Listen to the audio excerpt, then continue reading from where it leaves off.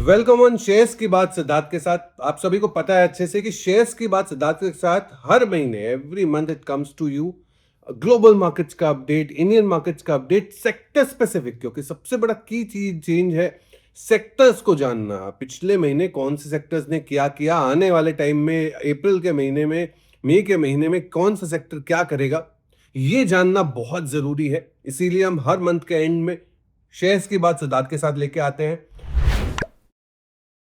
Overall perspective से अगर देखा जाए तो ग्लोबल मार्केट्स को समझना बहुत जरूरी है। अभी ग्लोबल मार्केट्स की बात करूं तो ईरान यूएस का ट्रेड जो डील होना है, ये पूरे ग्लोबल मार्केट्स निगाहे बैठा के रखे हैं। ये ओवरऑल पर्सपेक्टिव से अभी अगर ओवर द वीकेंड की बात करें तो ईरान और यूएस के बीच में कोई वार्तालाप ही नहीं हुई। जहां स्टेटस को मेंटेन्ड है, स्ट्रेट ऑफ हॉर्मोज क्लोज्ड है, और ईरान कह रहा है कि जब तक यूएस ब्लॉकेज नहीं हटाएगा वो कुछ बातचीत नहीं करेंगे। यूएस बोल रहा है ईरान आए, बातचीत करे हमारे साथ, सो दैट कि हम आगे और चीजों को ले जाए। हालांकि यूएस ये बिल्कुल कह रहा है कि न्यूक्लियर वेपन तो नहीं रह सकते ईरान के पास। तो ये जो कंडीशन है अमेरिका की, ये एकदम जारी है। इस स्थिति में सबसे बड़ा इंपैक्ट है कच्चा तेल। क्रूड ऑयल जो $92 था वो 107 पे पहुंच गया, जो भारत के लिए बहुत बड़ा रिस्क फैक्टर प्ले करता है। कच्चा तेल $160 अगर एवरेज साल का बहुत खराब हो जाता है तो ये इंडिया का इंपोर्ट बिल को बहुत बड़ा इंपैक्ट करता है। क्योंकि आपको पता है 50% ऑयल इंपोर्ट भारत का मिडिल ईस्ट से होता है, 70 to 75% gas import middle east से होता है। तो ये एक बहुत बड़ा इंपैक्ट का पॉइंट है। स्ट्रेट ऑफ हॉर्मोज अगर ये खुलता नहीं है, ये ब्लॉकेज नहीं खुलता है, तो ये एक दिक्कत की बात है। Although cease fire indefinitely America ने अनाउंस कर दिया है कि सीज फायर रहेगा, बट परमानेंट पीस टॉक हो जाए, इसका पूरा सोल्यूशन निकल जाए, यही मार्केट का बहुत बड़ा ट्रिगर रह सकता है। ऑल्दो ये सिचुएशन में ग्लोबल मार्केट सबकी निगाह है ईरान और यूएस की बातचीत पे है। सबसे बड़ी चीज 28, 29, 30 अप्रैल को बहुत इंपॉर्टेंट डेट्स है, क्योंकि ग्लोबल सेंट्रल बैंक आ रहे हैं। 28 तारीख को अगर देखा जाए तो जापान की सेंट्रल बैंक, 29 को 29 को यूएस के सेंट्रल बैंक की पॉलिसी है, और 30 को ईसीबी बैंक ऑफ इंग्लैंड की पॉलिसी है। ये सिचुएशन जो है, इसको देखते हुए तीनों ही सेंट्रल बैंक का ऐसा एक्सपेक्टेशन है कि अनचेंज्ड पॉलिसी रहेगी।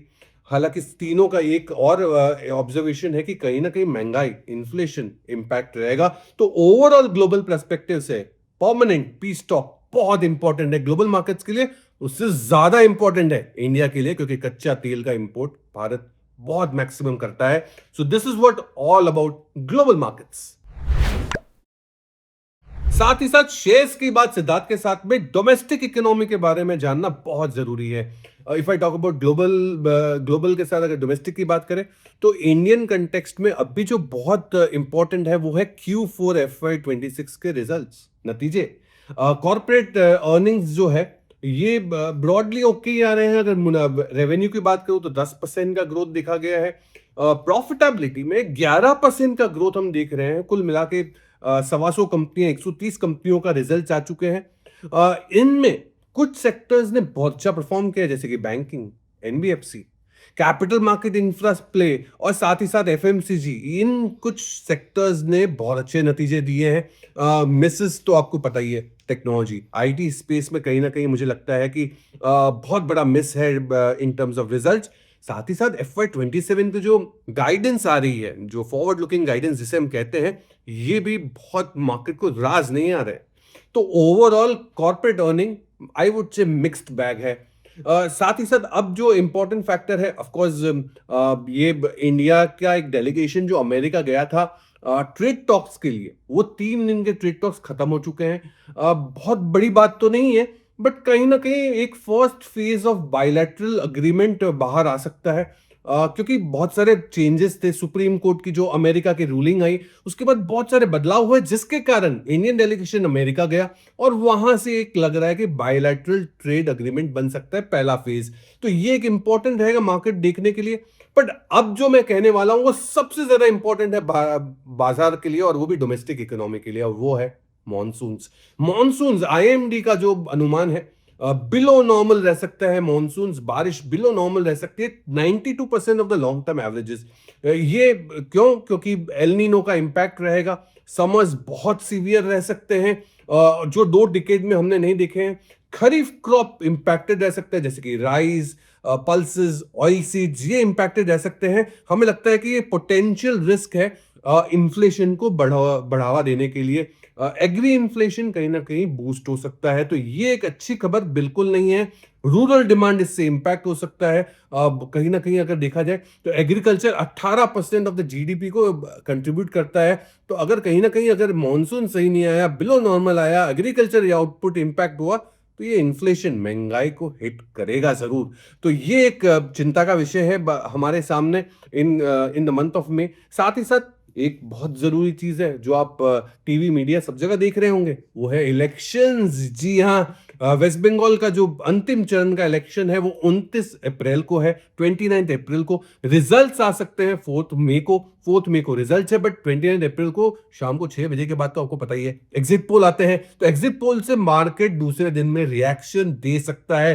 ओवरऑल पर्सपेक्टिव से अगर देखा जाए तो वॉलेटिलिटी जरूर रहेगी भारतीय बाजार में, बट वैल्यूएशन के दृष्टिकोण में, क्योंकि ये बहुत इंपॉर्टेंट फैक्टर है इंडियन मार्केट्स के लिए। अगर लॉन्ग टर्म एवरेजेस की मैं बात करूं, वैल्यूएशन प्राइस टू अर्निंग्स जिसे हम कहते हैं, निफ्टी 50 के जो एवरेजेस है 10 साल के लॉन्ग टर्म एवरेजेस है वो 20.9 टाइम्स, मतलब 21 टाइम के आसपास है। जबकि हम नीचे आ गए हैं, 11% करेक्ट हो चुके हैं, वैल्यूएशंस करेक्ट हो चुके हैं, 18.4 18.5 टाइम्स के आसपास आ चुके हैं। तो ये कंफर्टेबल जोन है भारतीय बाजार के लिए, क्योंकि वैल्यूएशंस अगर सस्ते होते हैं तो ये इंडियन मार्केट्स को एक प्रोटेक्शन जरूर देते हैं। हालांकि month of may very important in the aspect of how Q4 earnings comes. Second, क्या नतीजे आते हैं ओवरऑल पर्सपेक्टिव से ये इलेक्शंस के। और तीसरा है मॉनसून, ये बहुत इंपॉर्टेंट रोल प्ले कर सकता है डोमेस्टिक इकोनॉमी के लिए इन द मंथ ऑफ मे। ये डायरेक्शन दे सकता है भारतीय बाजार को मई महीने के लिए। जैसे ही सेक्टर स्पेसिफिक की बात होती है तो मुझे पुरानी बातें याद आ जाती है। पुरानी बातें क्यों? अप्रैल का जब आउटलुक बोलने आए थे हम आपके साथ शेयर्स की बात सिद्धार्थ के साथ में, तब हमने बात की थी कि पावर, कैपिटल गुड स्पेस बहुत अच्छा परफॉर्म कर सकते हैं। वैसा ही हुआ इस अप्रैल के महीने में। अब रेट्रोस्पेक्ट में जब देखते हैं तो पावर ने करीबन करीबन 19% का रिटर्न दिया है। अगर कैपिटल गुड्स की बात करें तो कैपिटल गुड्स ने 17% का रिटर्न दिया है सेक्टर ने। निफ्टी ने करीबन 8% का रिटर्न दिया है। ये है बैकड्रॉप।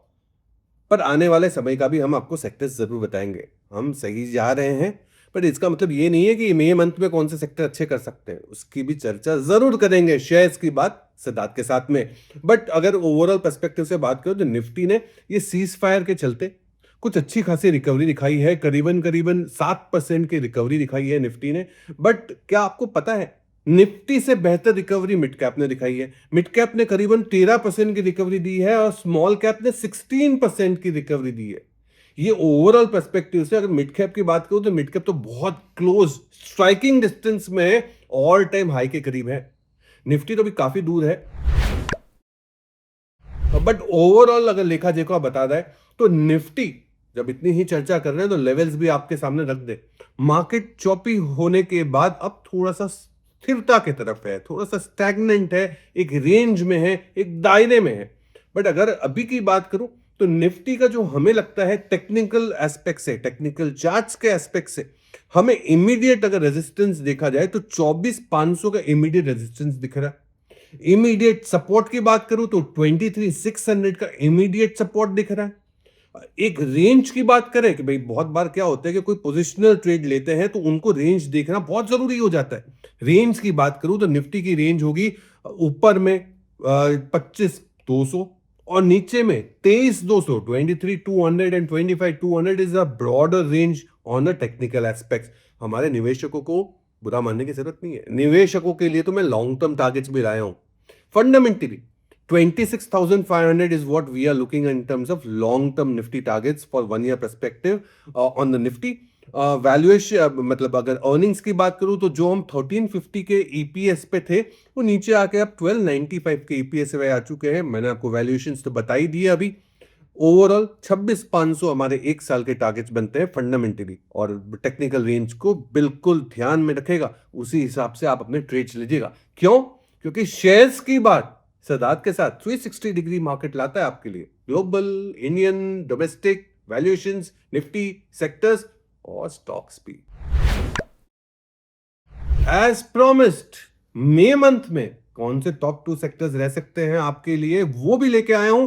पर आपको तो पता ही है, जैसे मैंने पहले भी कहा, अप्रैल में हमने कहा था पावर, हमने कहा था कैपिटल गुड्स, दोनों ही स्टार सेक्टर रहे हैं मार्केट के लिए। एक ने 19%, एक ने 17% का रिटर्न दिया है सेक्टर्स ने। अब हमें लगता है दो सेक्टर्स बहुत इंपॉर्टेंट अच्छे लग रहे हैं। एक तो बैकबोन टू द इकोनॉमी है बैंकिंग, सही समझे, बैंकिंग स्पेस हमें काफी स्ट्रांग लग रहा है, which is backbone to the economy. हमें लगता है, ऑफ कोर्स मार्च के अपडेट्स की बात करूं तो 16% का क्रेडिट ग्रोथ अनाउंस हुआ, बट आने वाले 5 सालों के लिए बैंकिंग स्पेस 13 to 14% का क्रेडिट ग्रोथ दे सकता है फॉर नेक्स्ट 5 इयर्स। साथ ही साथ बैलेंस शीट स्ट्रांग है। जीएनपीए की बात करूं तो 2.1% के करीब का जीएनपीए है, जो लोएस्ट एनपीए है इन अ डिकेड, 10 साल का लोएस्ट एनपीए है। तो बैलेंस शीट काफी क्लीन, काफी स्टेबल है। ओवरऑल पर्सपेक्टिव से जो गवर्नमेंट की स्पेंडिंग है ये काफी स्ट्रांग है, प्राइवेट कीपिंग स्ट्रांग है, और साथ ही साथ अगर देखा जाए तो कॉर्पोरेट जो लेंडिंग है ये रिवाइवल की तरफ दिख रहे हैं। ओवरऑल कुछ पॉकेट्स बहुत ही इंपॉर्टेंट रोल प्ले कर सकते हैं बैंकिंग में, जैसे कि PSU banking space, gold loan की कंपनियां, हाउसिंग फाइनेंस की कंपनियां, ये आउट परफॉर्म कर सकते हैं पूरे ही बैंकिंग स्पेस में।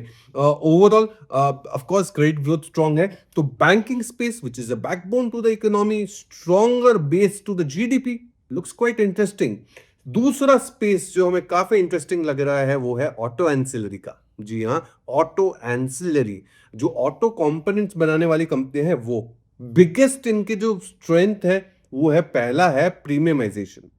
जितना ही प्रीमियमाइजेशन की तरफ जाती है कंपनियां, उतना ही बेटर क्वालिटी दे सकती है ओईएम्स को ऑटो एंसिलरी कंपनियां। और दूसरा है ईवी का अडॉप्शन, इलेक्ट्रिक व्हीकल का जो अडॉप्शन है और जिस हिसाब से ट्रांजिशन हो रहा है, ये दोनों ही बहुत बड़े स्ट्रेंथ प्ले कर सकते हैं फॉर ऑटो एंसिलरी कंपनीज। बहुत सारी चीजें हैं, क्योंकि ऑटो एंसिलरी की जो कंपनी है भारत की, वो ग्लोबल हब बन चुका है for the global companies. India happens to be a global hub.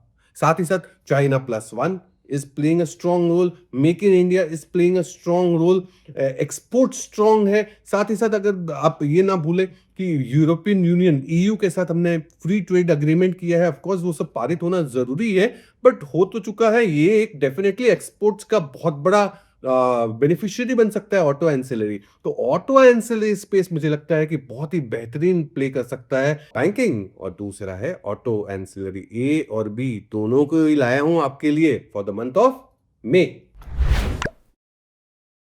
As promised shares की बात सिद्धार्थ के साथ, when it is talking about 360 degree, it should have ideas also, and few ideas have got for you for the month of May. Of course ये निवेश के idea है, 1 साल का पर्सपेक्टिव होगा, बट दो आइडियाज में, जैसे मैंने सेक्टर्स की बात की, auto ancillary, auto component space काफी अच्छा लग रहा है, उसमें से एक स्टॉक लाया हूं, प्रीकॉल। प्रीकॉल ऑटो कंपोनेंट की कंपनी है और करीबन 600 रुपए के आसपास के भाव होंगे। 7,500 करोड़, 7,500 करोड़ के आसपास का मार्केट कैप वाली कंपनी।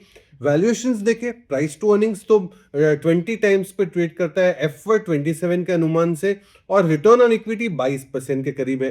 अब कंपनी करती क्या है प्रीकॉल लिमिटेड, ये इंस्ट्रूमेंट क्लस्टर्स में है। 60% इनका रेवेन्यू इंस्ट्रूमेंट क्लस्टर्स से आता है। ऑफ कोर्स दूसरे और भी कंपोनेंट्स है, जैसे कि fuel pump module, disc brakes वगैरह वगैरह। अब इंस्ट्रूमेंट क्लस्टर, जो आप गाड़ी चलाते हैं, कार चलाते हैं, मोटर बाइक चलाते हैं, जो सामने आपको जो स्पीड वगैरह, फ्यूल व्यूल सब कुछ जो दिखता है, अलग अलग चीजें, इसे कहते हैं इंस्ट्रूमेंट क्लस्टर। इंस्ट्रूमेंट क्लस्टर में है कंपनी, 55 to 60% इनका मार्केट शेयर है टू व्हीलर स्पेस में, 80% मार्केट शेयर है इनका कमर्शियल व्हीकल में। जितने ट्रक्स दिखते हैं उसमें 80% इंस्ट्रूमेंट क्लस्टर प्रीकॉल लिमिटेड के हैं। और स्ट्रॉन्ग एक्सपोजर है ईवी स्पेस में भी इनका। बहुत सारी मोटर बाइक्स और गाड़ियां जो अभी इंस्ट्रूमेंट क्लस्टर यूज करती है, एक एग्जांपल दे दूं, ये टाटा पंच की जो ईवी आती है, इसमें इंस्ट्रूमेंट क्लस्टर प्रीकॉल का है। ये जो टीवीएस अपाचे है, प्रीकॉल का इंस्ट्रूमेंट क्लस्टर है।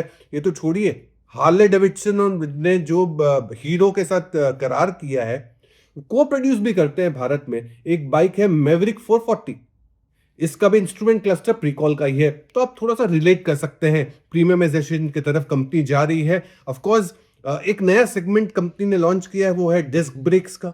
कंपनी समझती है कि डिस्क ब्रेक सेगमेंट से अच्छा खासा ग्रोथ आ सकता है। अब उससे भी ज्यादा बड़ा ट्रिगर है एक्सपोर्ट्स का। मैनेजमेंट समझती है कि 35 से 40, 30 से 35% सीएजीआर ग्रो हो सकता है एक्सपोर्ट्स के नंबर्स आने वाले कुछ सालों के लिए। तो एक्सपोर्ट्स काफी बड़ा रोल प्ले कर सकता है प्रीकॉल के लिए आने वाले टाइम में। हमारी उम्मीद है कि मुनाफा, प्रॉफिटेबिलिटी 49% के सीएजीआर से ग्रो हो सकता है आने वाले कुछ टाइम के लिए। प्रीकॉल लिमिटेड ऑटो एंसिलरी की कंपनी हमें निवेश के रूप में काफी अच्छी लगती है। एक नहीं, दो लाए हैं। दूसरी कंपनी कौन सी है? दूसरी कंपनी हमें लगती है डिफेंस की कंपनी काफी बेहतरीन, और डिफेंस में लग रहा है Astra microwave products. Astra micro, ये कंपनी हमें काफी अच्छी लग रही है। 10,700 करोड़ के आसपास के मार्केट कैप वाली कंपनी, प्राइस अभी 1100 के आसपास होगा, 1130 के आसपास। वैल्यूएशन में 44 टाइम्स पे ट्रेड करता है। हमने थोड़ा सा फॉरवर्ड लिया है, FY 28 का अनुमान लिया है 44 टाइम्स। मैन्युफैक्चरर है आरएफ का, रेडियो फ्रीक्वेंसी यानी वॉरफेयर सिस्टम्स में, रडार्स में, मिसाइल्स में, वॉरफेयर में, ये सब जगह लगता है रेडियो फ्रीक्वेंसी सिस्टम्स जो एस्ट्रा माइक्रो बनाती है। बहुत सारी कंपनियां इनका यूज करती है। Of course defence company use करती है, साथ साथ इसरो है, कुछ प्राइवेट कंपनियां जैसे कि एल है, अदानी डिफेंस है, ये भी इनके प्रोडक्ट्स को यूज करते हैं। ओवरऑल इनका जो सबसे बड़ा ट्रिगर मुझे जो दिखता है वो है ऑर्डर बुक। आज के तारीख में करंटली इनका ऑर्डर बुक 2200 करोड़ के आसपास के हैं, जो काफी बड़े, मतलब अगर 2 साल के से ज्यादा का रेवेन्यू को कवर करते हैं। बट आने वाले 4 साल में, कमिंग 4 years, ये जो ऑर्डर बुक है वो 2200 करोड़ से 10,000 करोड़ जा सकते हैं इन नेक्स्ट 4 years। स्ट्रॉन्ग है। इन्होंने अभी कुछ करार भी किया है भारत इलेक्ट्रॉनिक के साथ मैन्युफैक्चरिंग के लिए, ये भी एक पॉजिटिव है। और ओवरऑल पर्सपेक्टिव से हमें लगता है कि FY 27 का जो मैनेजमेंट मानते हैं कि FY 27 का जो रेवेन्यू है ये 15% से ग्रो कर सकता है, और मुनाफा 24% के सीएजीआर से ग्रो कर सकता है एस्ट्रा माइक्रो का। ये दोनों ही कंपनियां, Astra Micro as well as Pricol Limited, ये दोनों ही कंपनियां मुझे काफी बेहतरीन लग रही है। विद लॉन्ग टर्म पर्सपेक्टिव, 12 महीने का पर्सपेक्टिव जरूर रखें, निवेश का रूप दिखेगा। ये ट्रेडिंग का नहीं है, 2 दिन 4 दिन, 1 हफ्ते 2 हफ्ते के लिए नहीं दे रहा हूं। 1 साल का नजरिया रखेगा, दोनों निवेश की राय है। Pricol as well as Astra micro, ये दोनों ही कंपनियां निवेश के रूप में काफी बेहतरीन लग रही है। तो ये दोनों कंपनियां for the month of may, shares की बात सिद्धार्थ के साथ में, चाहे ये वॉर लाइक सिचुएशन हो, चाहे वो सीज फायर आ गया हो, चाहे मॉनसून आगे पीछे हो, चाहे Q4 के अर्निंग्स यहां वहां हो, हर समय, हर बार, हर महीने शेयर्स की बात सिद्धार्थ के साथ आप तक जरूर पहुंचेगी, क्योंकि शेयर्स की बात सिद्धार्थ के साथ 360 डिग्री एंगल लाता है मार्केट में। और हम ये मानते हैं कि मार्केट में हमेशा कभी भी अपॉर्चुनिटीज जरूर होती है, इसीलिए तो बना है ये शेयर्स की बात सिद्धार्थ के साथ। फिर से जुड़े रहिएगा, सब्सक्राइब करिएगा। Please keep watching the entire video for understanding the Indian markets in detail and everything about Indian markets in 360 degree. Shares की बात सिद्धार्थ के साथ। Thank you so much for coming and watching us. Thank you. Jai Hind. Namaskar. Investment in securities market are subject to market risks. Read all the related documents carefully before investing.